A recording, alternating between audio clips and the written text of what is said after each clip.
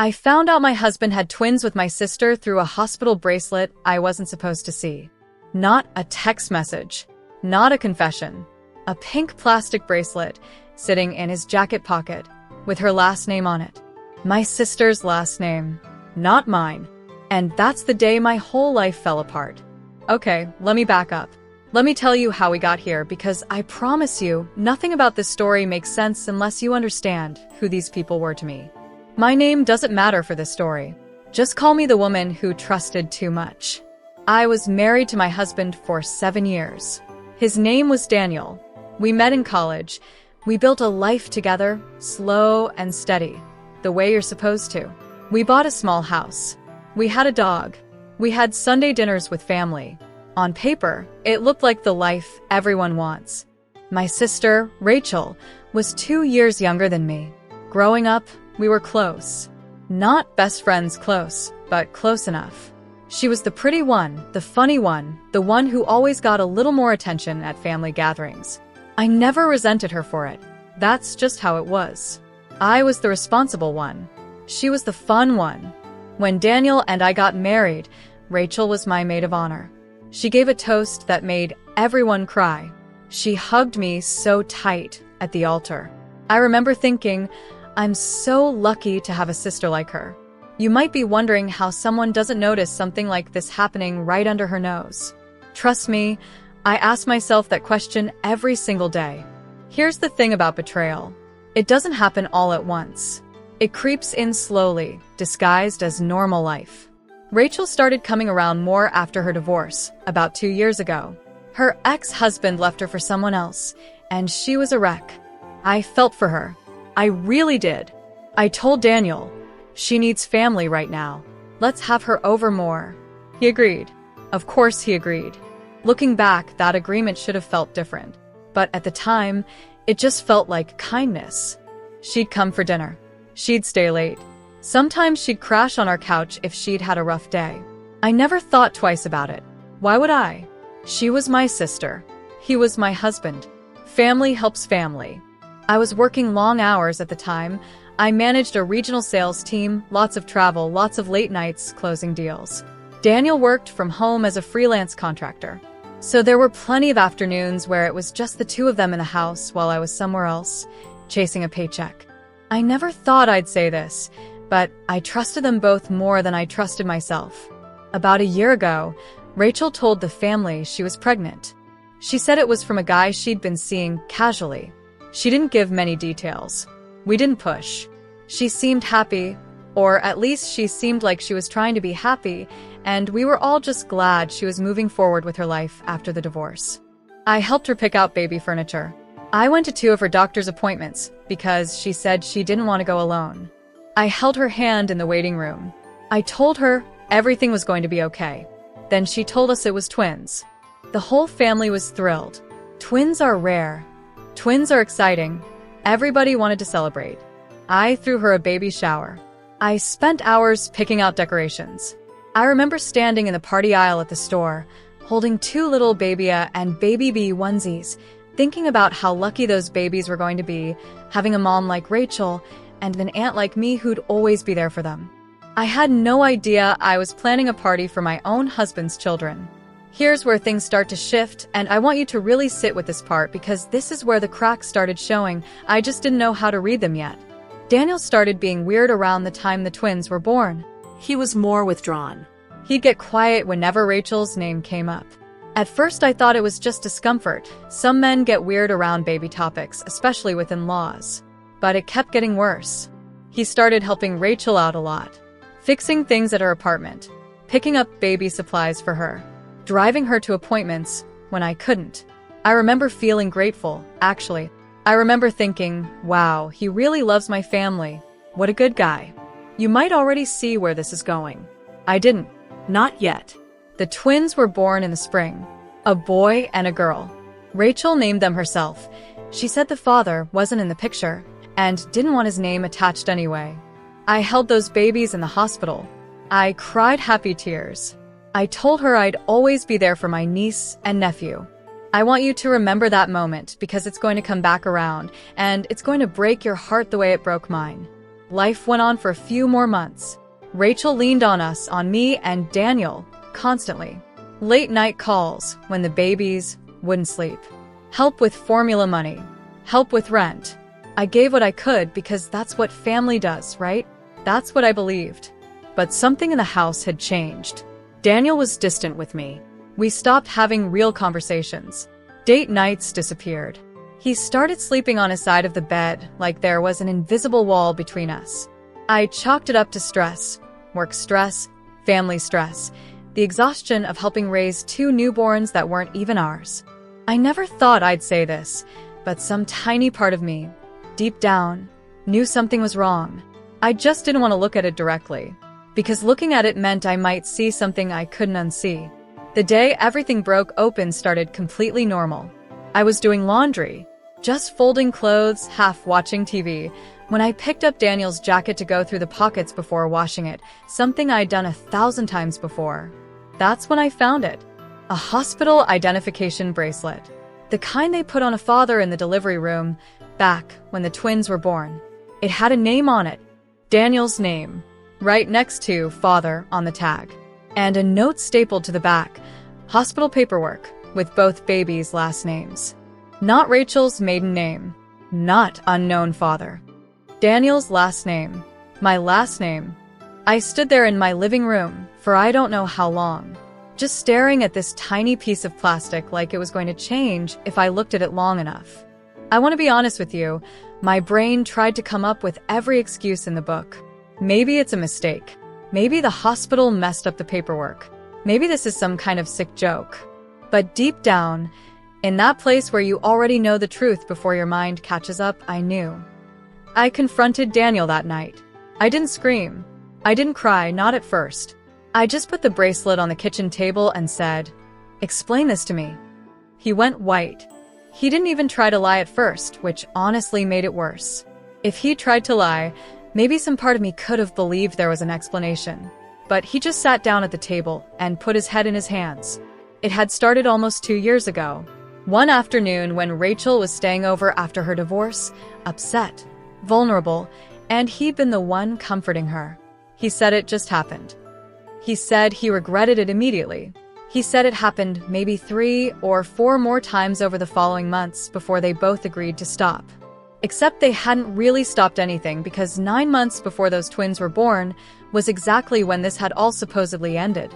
I asked him the question I already knew the answer to. "Are the twins yours?"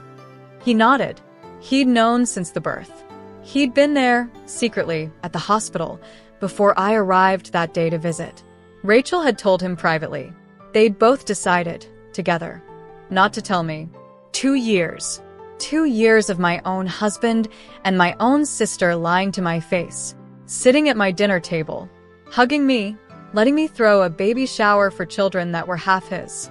I want you to imagine holding a newborn in a hospital room, feeling so much love for what you think is your niece and nephew, while the 2 people responsible for that moment are standing there knowing the truth and saying nothing. That's the kind of betrayal that doesn't just break your heart. It rewrites your whole memory. Every good moment from those 2 years got poisoned in an instant. Every dinner, every hug, every I love you. I had to go back through 2 years of my life and ask myself, was any of it real? I left the house that night and drove to my parents' place. I didn't even know what I was going to say. I just needed to not be in that house anymore. My mother opened the door and took one look at my face and knew something terrible had happened. I sat down at her kitchen table, the same table I grew up eating breakfast at, and I told her everything. She was quiet for a long time. Too long. And that silence told me something before she even said a word. "You knew?" I said. She didn't answer right away, and that was answer enough. Turns out, my mother had suspected something for months. She'd noticed things, the way Rachel and Daniel acted around each other, some comment Rachel made once about not wanting to ruin the family. My mother had confronted Rachel privately, months earlier, and Rachel had begged her not to say anything, promising she'd tell me herself, when the time was right. The time was never right, apparently. Not once in 2 years. I called Daniel's mother next, my mother-in-law, Linda. I'd always been close with her. She was one of the kindest people I knew, and I needed to hear a voice that felt safe. I told her what happened, and I will never forget what she said next because it confirmed something I wasn't ready for. She went completely pale, and she whispered, "She didn't tell you? Oh my God. I thought she was finally going to tell you before the baby shower." My own mother-in-law had known. For months, she'd known and stayed quiet, hoping, praying, that Rachel would find the courage to confess before I threw a party celebrating my husband's secret children. In that moment, I realized something devastating. It wasn't just Daniel and Rachel who had betrayed me. It was an entire circle of people around me who had chosen their comfort, their fear of conflict, their hope that it would work itself out, over telling me a truth that was mine to know. I felt like the last person standing in a room where everyone else already knew the ending of the story. I filed for divorce 3 weeks later. I'm not going to sit here and tell you it was easy, because it wasn't. 7 years of marriage doesn't just dissolve because you sign a piece of paper. There were nights I cried so hard I couldn't breathe. There were mornings I woke up and forgot, just for a second, and then remembered and had to relive that gut punch all over again. Daniel tried to explain himself more times than I can count. He said it was a mistake. He said he loved me the whole time. He said he was scared of losing everything, so he stayed silent, hoping it would somehow just fade away. But here's what I came to understand, and I want you to really hear this part because it took me months of therapy to get here. A mistake is something that happens once, in a moment of weakness, and haunts you immediately. What happened between Daniel and Rachel wasn't a mistake. It was a choice, repeated over months, followed by 2 years of deliberate, ongoing deception. Every single day they didn't tell me was a new decision to keep lying. I cut Rachel out of my life completely. That was the hardest part, honestly, harder than the divorce in some ways. Because losing a husband is painful, but losing a sister feels like losing a piece of your own childhood. All those memories, sharing a room growing up, whispering secrets under the covers, her standing next to me at my wedding, all of it got twisted into something I could barely look at anymore. My relationship with my mother took time to rebuild too. I had to sit with my anger toward her for a while before I could understand her fear. She wasn't trying to protect Rachel over me. She told me later she'd been terrified of breaking the family apart by saying something. But her silence broke it apart anyway. Silence doesn't protect anyone. It just delays the explosion. The one relationship that actually grew stronger through all of this, strangely enough, was with Linda, my former mother-in-law. She reached out to me constantly during the divorce. She apologized over and over for not telling me sooner. She admitted she'd been a coward too, hoping her son would do the right thing so she wouldn't have to. But unlike everyone else, she owned it. She didn't make excuses. And to this day, she still checks in on me. Divorce didn't end that relationship. It just changed its shape. As for the twins, I want to be really honest with you here because this part still hurts. I don't hate them. They're innocent in all of this. They didn't ask to be born into a secret. But I also had to accept that I'm never going to be part of their lives the way I thought I would be. That grief is its own separate thing from the divorce, and it took me a long time to even name it. Here's the biggest lesson I took from all of this, and I hope it sticks with you the way it stuck with me. Trust isn't just about the person you love. It's about everyone who has access to your life. I trusted my husband. I trusted my sister. I trusted my own mother's silence as neutrality instead of what it actually was, complicity. I learned that the people who love you the most can still fail you the most, not always out of malice, but out of fear, weakness, and the desire to avoid an uncomfortable conversation. And I learned something else too. You can survive the unimaginable. I really believed in those first few weeks that this would break me permanently, that I'd never trust anyone again, never laugh the same way again, never feel whole again. But I did heal. Slowly. Unevenly. With a lot of bad days mixed in with the good ones. I moved into a new apartment about 6 months after the divorce was finalized. I started running in the mornings, something I never had time for before. I reconnected with old friends I drifted from during my marriage. I started therapy, which honestly should have come sooner, but better late than never. I'm not the same person I was before that hospital bracelet fell out of a jacket pocket. In some ways, I'm more guarded now, but in other ways, I'm stronger. I know my own worth in a way I didn't before.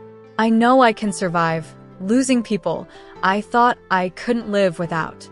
If you're watching this and something similar has happened to you, if someone you trusted completely has betrayed you in a way that feels like it rewrote your entire life, I want you to know something. It's not your fault for trusting them. Trusting the people close to you isn't naive. It's human. The betrayal is on them, not on you, for believing that family means honesty. And if you're someone sitting on a secret right now, hiding something from someone who loves you because you're scared of the fallout, please learn from my story. The truth always comes out eventually. It always does. And the longer you wait, the deeper the wound gets when it finally surfaces. I share this story not for sympathy, but because I know there's someone out there watching this right now, going through something similar, feeling like they're the only person in the world dealing with a betrayal this big. You're not alone.